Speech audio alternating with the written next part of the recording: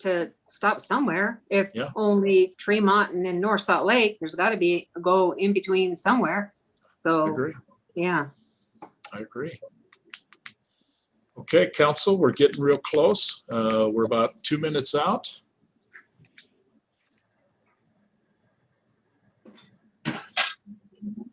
See, there's Brian, Diane, and okay. Don't see Brian. I think he's coming into view right now. There he is. Oh, okay, there he is.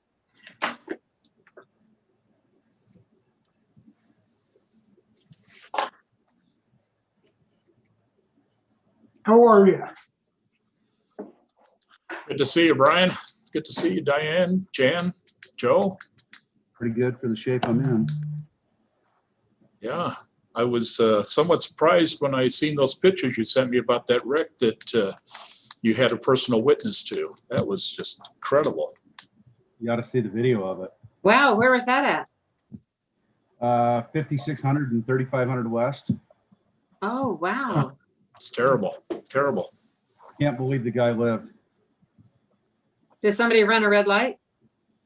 That's originally what the first witness stated, but I didn't think that was the case because I watched it happen.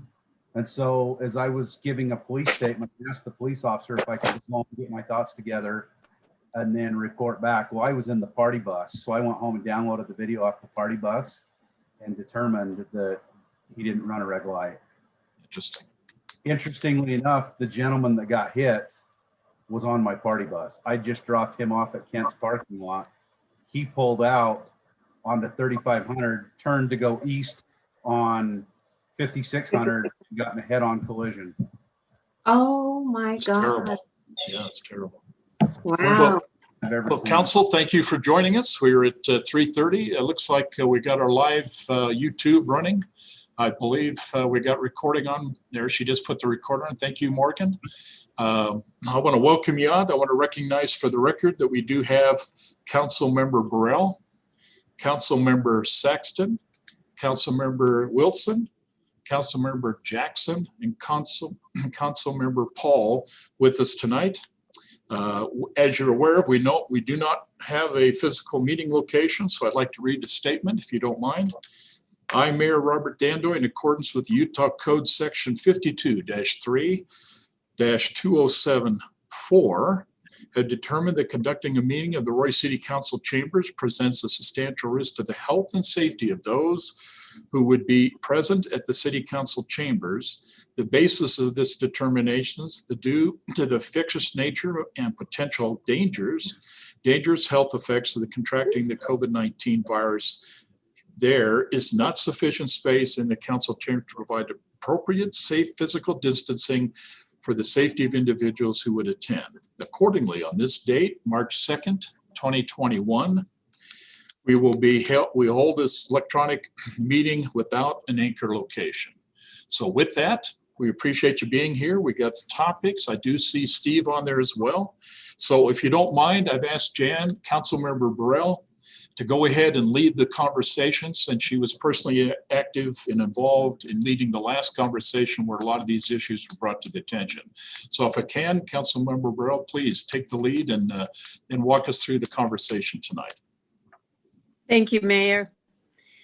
So at the end of our last meeting, we had tasked our city planner, Steve Parkinson, with doing some revisions and to bring them back to us tonight. And I'm anxious to see those revisions as I think he has worked tirelessly. And thank you, Steve, for your efforts on that. I know that was a heavy lift to ask of you, particularly on the two issues of what we called setbacks, but what may actually mean building backs. I'm not really sure what we call that. And then also building heights. Those were the two things that we specifically asked him to look at. And so again, I hope we can follow our expectations of meetings. Certainly, we want to be able to ask him some questions, but I'm going to ask him first of all to give us what he has, or to share with us, not give us, but share with us and share with those who are watching this particular work session, what he was able to craft from what he felt like the conversation was in our last meeting. And we'll let him go forth with that. And then if we have some questions for him, we can move forward with those questions, I hope. Thank you, Steve, again, and I'll turn the time to you. Well, thank you, Mayor and Council Member. Again, hopefully you got it in real format, but I've got it here also as well on this. Can you see the screen? Yes. Mhm. Little table. Okay. The first one was setbacks, and that was off of, and everybody was more concerned about 1900 West. I know Councilmember Paul had talked about just in Core A, or what we would now call Downtown East.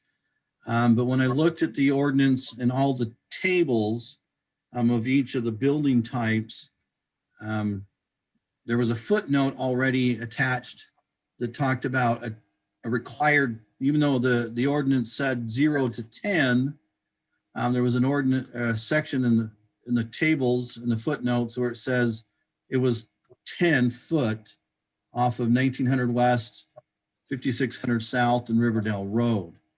So even though the conversation was more directed at 19, I felt it was important to keep those same requirements along the other two main roads as we modified these tables.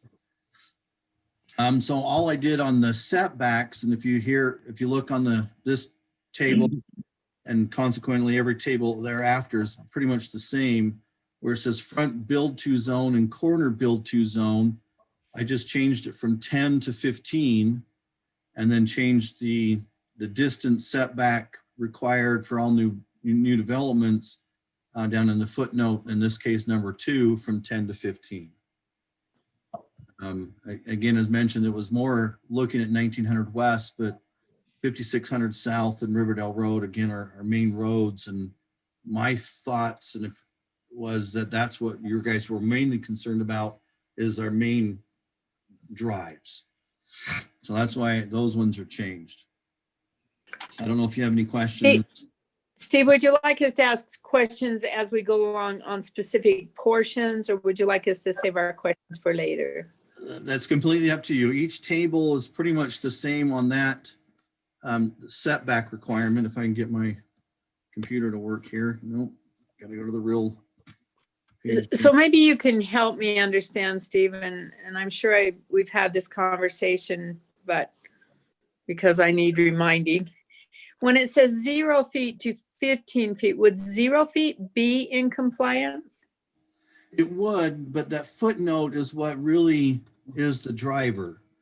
Because the footnote, if you look down there, number 2, it says building along Riverdale Road, 1900 West and 5600 South are exempt from the front build zone requirements and shall follow the following setbacks.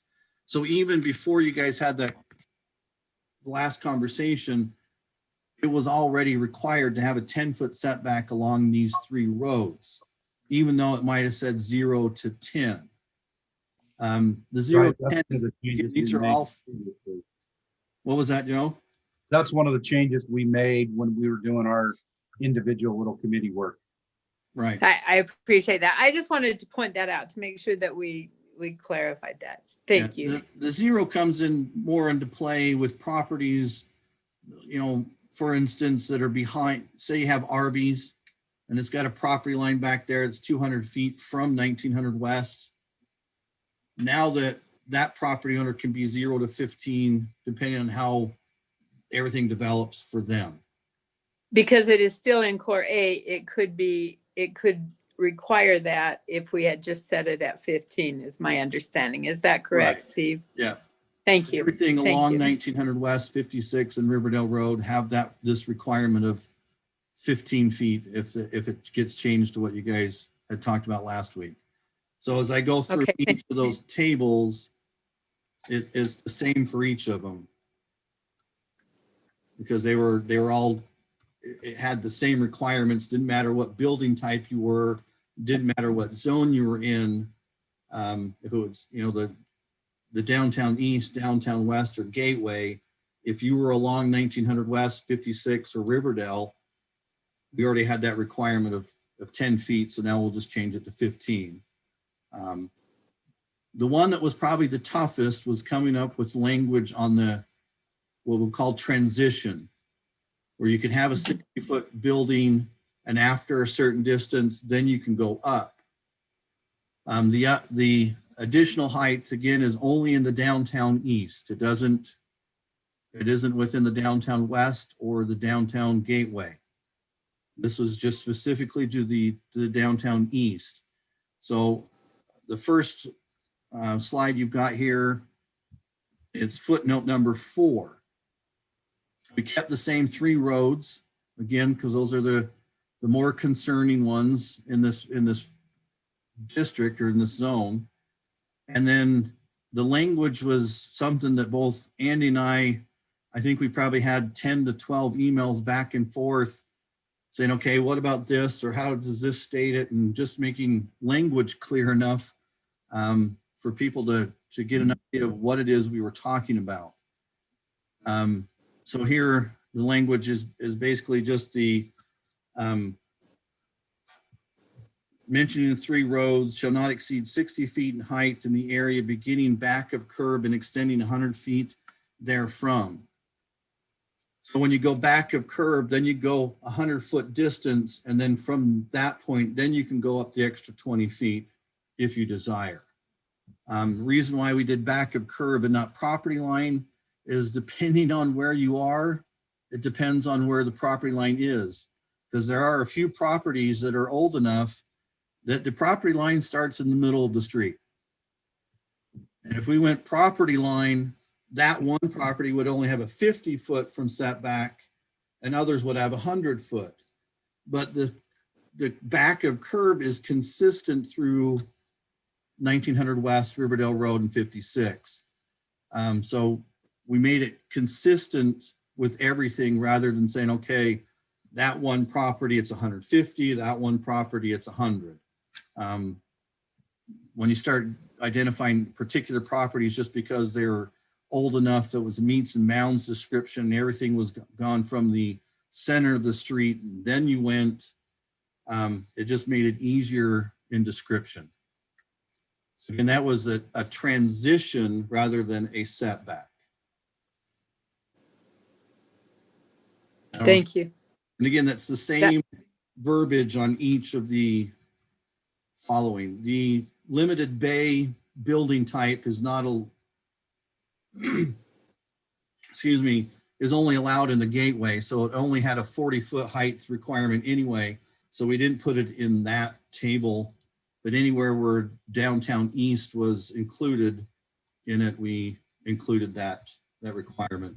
And then you'll see the overall height, we changed it from 80 feet to 60 feet with the number 4 or 5, depending on which table, to refer down to the notes. So it's really any questions, concerns, comments? Good work. Again, thank you for the speed with which you provided that to us, Steve. And I think you definitely included what we asked. As I have continued to drive and look at other areas, I think it's going to be critical to preserving the feel of the width of our streets, to have those setbacks and to have something in them. I mean, I think that gives us something to do. Appreciate that you also went with consistency, because that isn't something I would have been knowledgeable about, and I appreciate that you are. So thank you so much for doing that.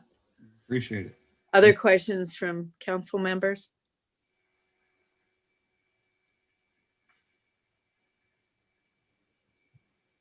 And you're on mute. But me and Matt drove around looking at setbacks because I like to visually see 10 feet and 15 feet. We drove around to a bunch of places in Roy and Clinton and I think this was a good change to 15 feet. Visually seeing it that way and seeing the landscaping, you know, next to the building and out 15 feet and then the sidewalk. I think this was a good move.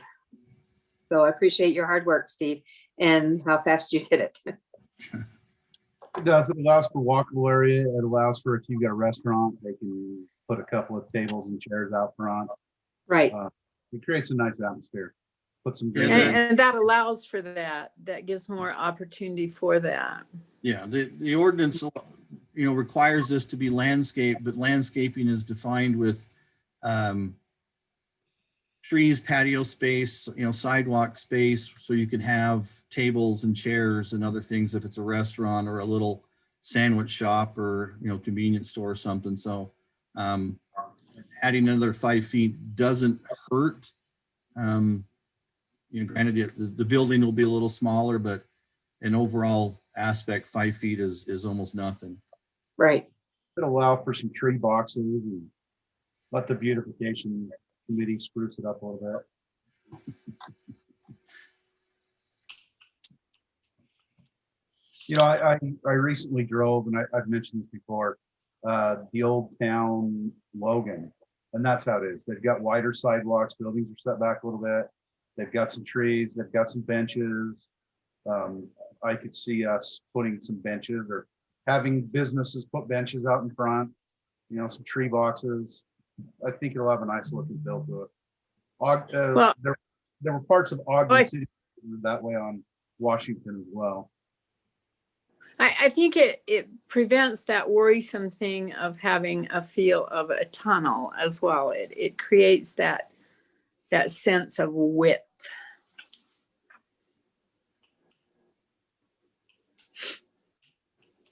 Other questions, concerns?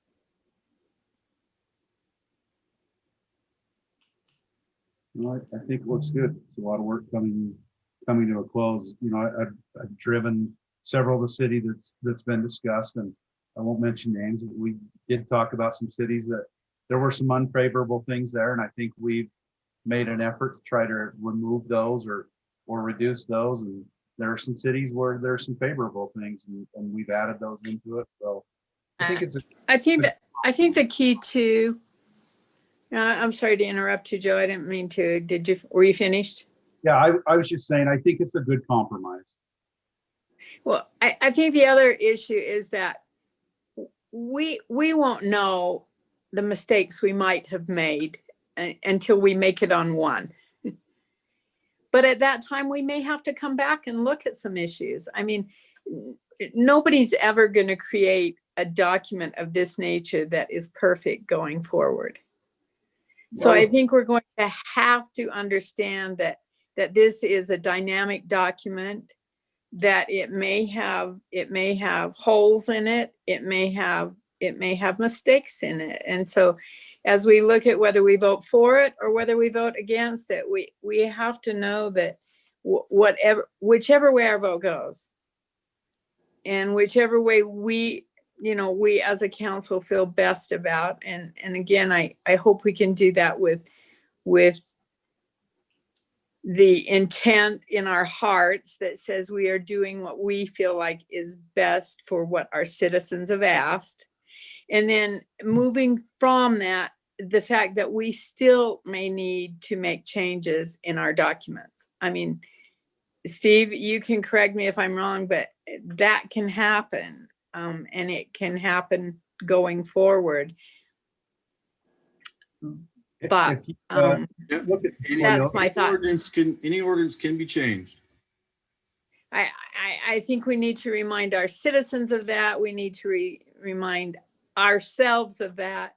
And, you know, you clearly heard our city planner say that he is up for those changes if we need them. I mean, he's been wonderful to work with as far as making changes that we've asked. if you look at the Toyota way, Toyota built their business on constant improvement. There's multiple certifications that you can go through for that. I've been through some of them, but it's constant improvement. As we move through this document, we'll move into downtown, or we'll move into the master plan. We may discover something as we're working on the master plan that we need to come back and edit this. Or you're right, after the first development comes in, we may decide it needs to be edited. Or as we move to the train station district, we may do something. I think these documents can be living documents, that the constant improvement. And I think it would be good for us to come back a minimum of, or at least maximum of a year from now and readdress this. Is it working? What did we do right? What did we do wrong? What do we need to do different? And that's how you get through that constant improvement program.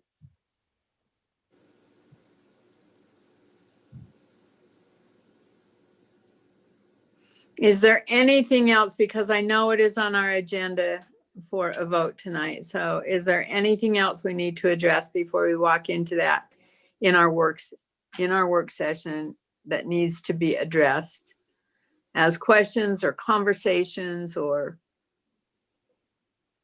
before we walk into that?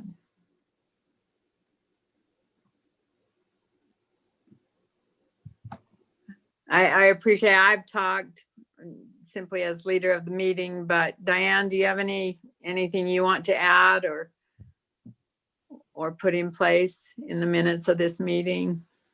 I think you've done a nice job, Steve and Jan, and I think the purpose was to try to help represent our citizens, and I think those were all moves that were requested by the information we received. Thank you, Diane. Brian? Councilman Saxton? It looks like certainly a better document. I would agree. I know that the mayor and Joe and Ann and Steve dumped a lot of time overall in this particular piece of work. And so I'd be remiss if I didn't recognize that. I guess if we could, and while Steve is still with us, explain to me. You make it sound like I'm leaving. Could you explain the 60 where it would be and where the 80 would still be allowed? Well, Just so I'm certain. right, the 80 would be allowed in the downtown east, or what was formerly called the core A, but it wouldn't be until at least 100 feet behind the curb. It can be more than that, but they can't start the 80 foot within 100 feet of the back of curb. Of the back of the curb. Okay. Right. Again, that was consistency because, again, as Andy and I were going through it, I was looking at plat maps, and there are a few that go to the middle of the street, even though by rights that it's not their property, but their description is to the middle of the street. So 100 foot. Thank you so much. Thank you so much for catching that, Steve, because Yeah, that so could have been 100 foot. disastrous. 100 foot setback for them would only made it 50 feet. So we came up with the language of back of curb because as you look, it's pretty consistent from north to south. There are a few that kind of dive in when you have a left turn lane that comes in, and those things will just kind of push it back a bit. But it's always easy to see where back of curb is rather than property line.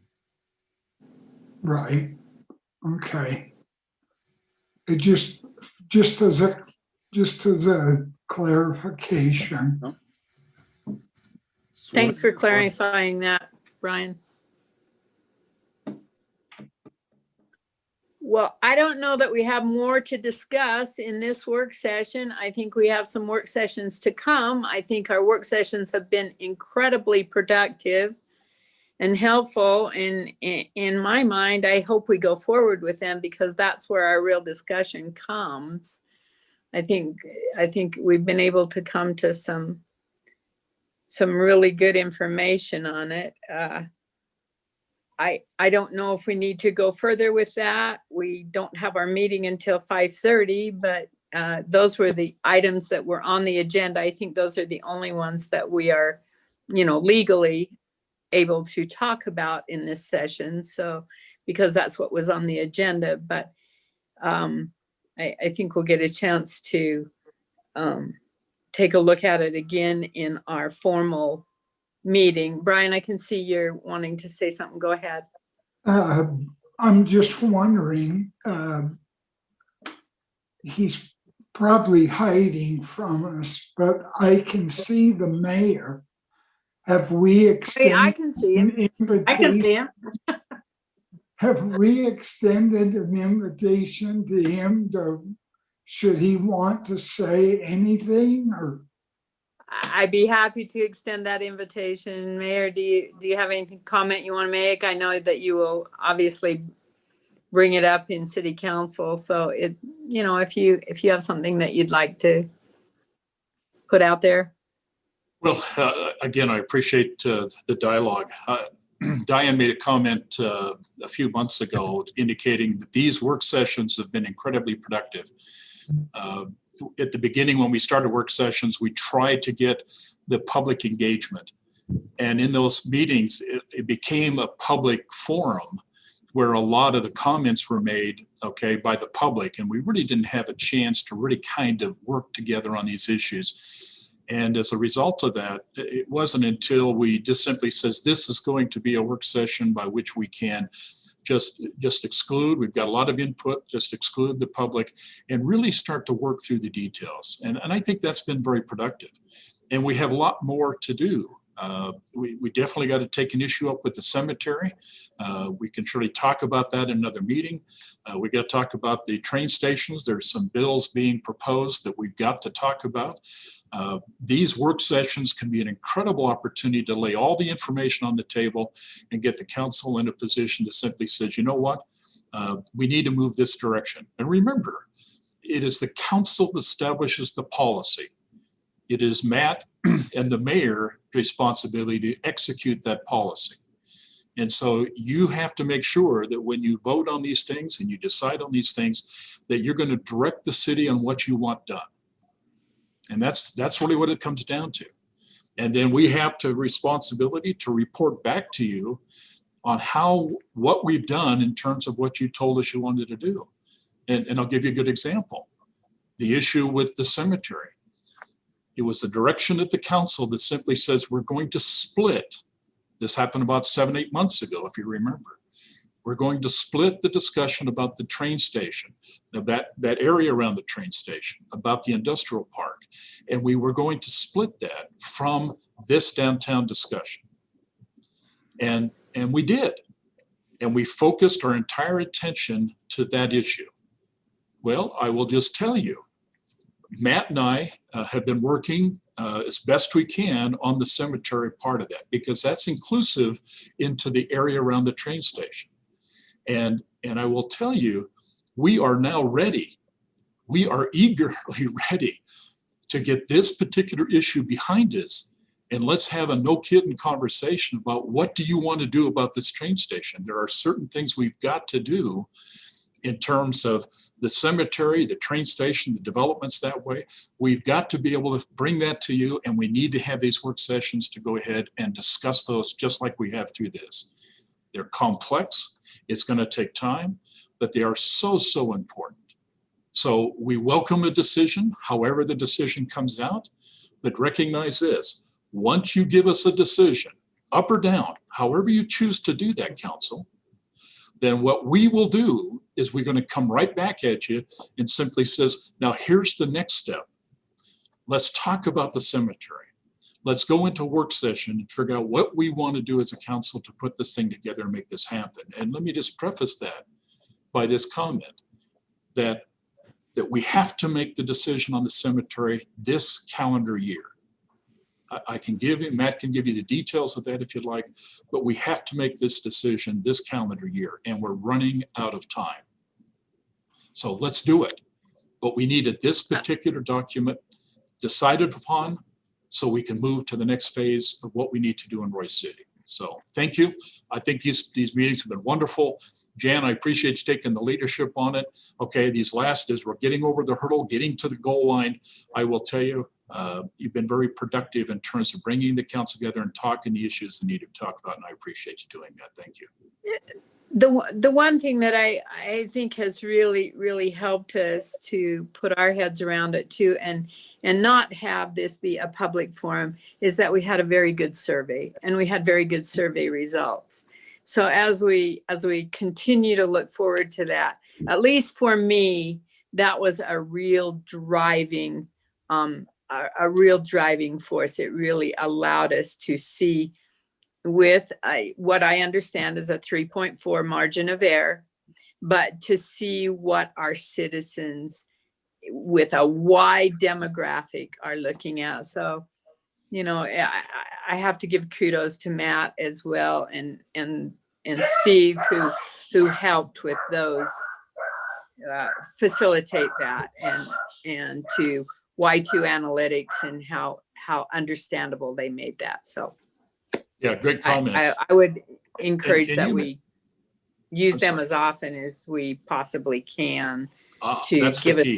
that type of information. Yeah, and Matt will tell you if you didn't already hear, he basically indicated they are very willing. They've already got the format in place. There will be other topics we probably ought to have a conversation we'll need to work through, and maybe we tap into that same survey process again to reach out So and get some thank you. feedback. Yeah, I feel, because now we can get the survey for half price, right? And so I thought the survey was great. And I feel that we should do these work sessions. I remember right after I got put in, and me and Diane were talking, and we're like, we hate that we just can't discuss anything until the meeting, because then we feel like we just don't know enough about the subject to discuss it at the meeting. So I think we should continue to have these work sessions on everything, because that's when we learn the most and we can ask the most questions without sounding like an idiot. And then we can, you know, I just think that these work sessions have been the best thing. And I think we need to make sure and continue doing them, especially with the, you know, the tracks and the cemetery. And there's just too much to discuss, and we just don't ever have enough time at the council meeting. To me, as you can tell by the limited conversation in tonight, it was much better to have a work session, and then we go back with our questions, and then Steve is able to come back with a presentation that is more what our body is requesting. Mhm. So I appreciate it. Thank you for the opportunity. Okay, Jan, you want to put this back to me, and I'll go ahead and we'll, I am going to turn the time back to our mayor, and thank you very much. okay, again, thank you. Great service, great effort. Appreciate everybody's involvement. Council, the focus was to discuss the proposed mixed-use development downtown. We obviously got some more information. I sense from the discussion that you feel pretty comfortable with the outcome. With that, we do have a city council meeting at 5:30.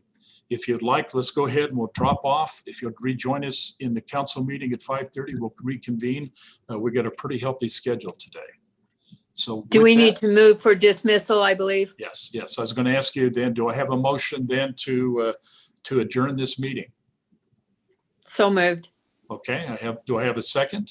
Second, Okay, so I have a first and I have a second. Let me just make sure I got that down. And we got Brian, all in favor? Aye. Any opposed? Okay, we'll adjourn and we'll see you here in about 25 minutes. Thank you.